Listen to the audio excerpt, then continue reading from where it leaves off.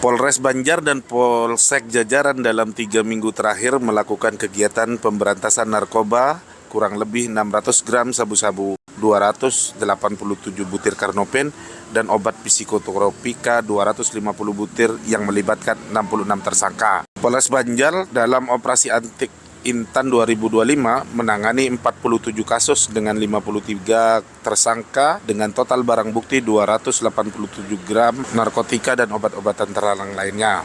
Kemudian, 1 minggu sebelum operasi Antik Intan, Polres Banjar dan jajaran juga melakukan penangkapan terhadap pengedar narkoba sebanyak 13 kasus dengan 13 tersangka.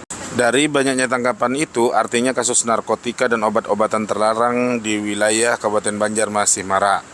Karena itu, Kapolres Banjar AKBP Dr. Fadli mengatakan perlu penanganan narkoba ini oleh berbagai pihak, termasuk peranan pemerintah daerah, masyarakat, termasuk rekan jurnalis untuk mengedukasi warga agar warga tidak terjumus ke narkotika. Hasil operasi Antik Intan tahun 2025 yang dilaksanakan oleh Sat Narkoba Polres Banjar.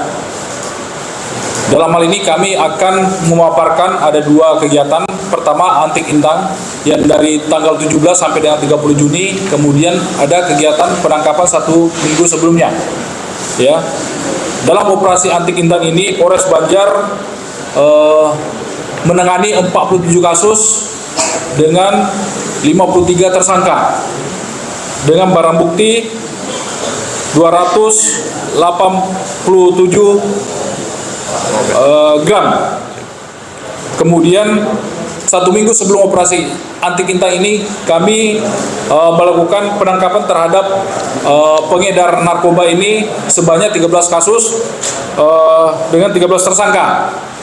Jadi dalam 3 minggu terakhir ini Polres Banjar melakukan kegiatan pemberantasan narkoba kurang lebih 600 gram sabu-sabu, kemudian 287 butir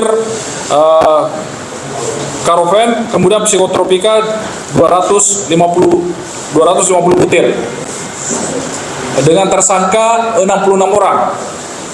Jadi sangat luar biasa peredaran narkoba di wilayah Banjar ini.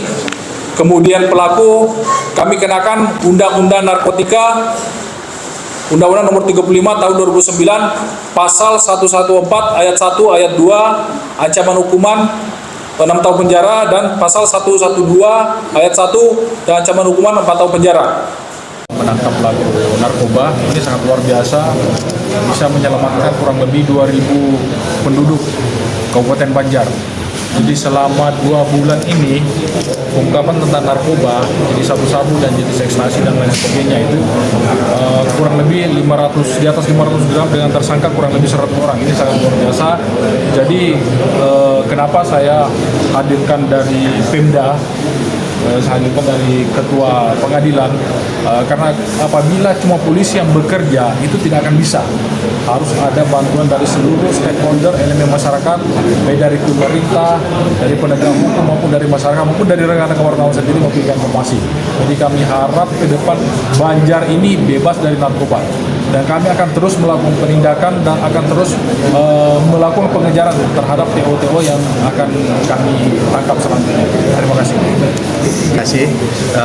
Narkotika adalah salah satu ekstraordinari perkara yang harus penanganannya khusus, di mana Pengadilan Negeri dalam hal ini Majelis Hakim tentunya melihat perkara narkotika sangat-sangat menarik perhatian dan juga perlu penanganan ataupun pemidanaan yang lebih dari pidana yang lain. Di mana di situ apabila terjadi pengulangan tentunya ancaman pidananya pun menjadi lebih berat seperti itu dari yang sebelumnya. Intinya komitmen jika itu pemain akan di. Iya, pasti, karena ada ancaman minimalnya. Di Undang-Undang Narkotika ada yang 4 tahun, 5 tahun, itu udah paling minimal. Kalau dia sudah berulang-ulang tentunya lebih dari itu, seperti itu. Maksimal, dalam artian maksimal itu pasti terbuktinya.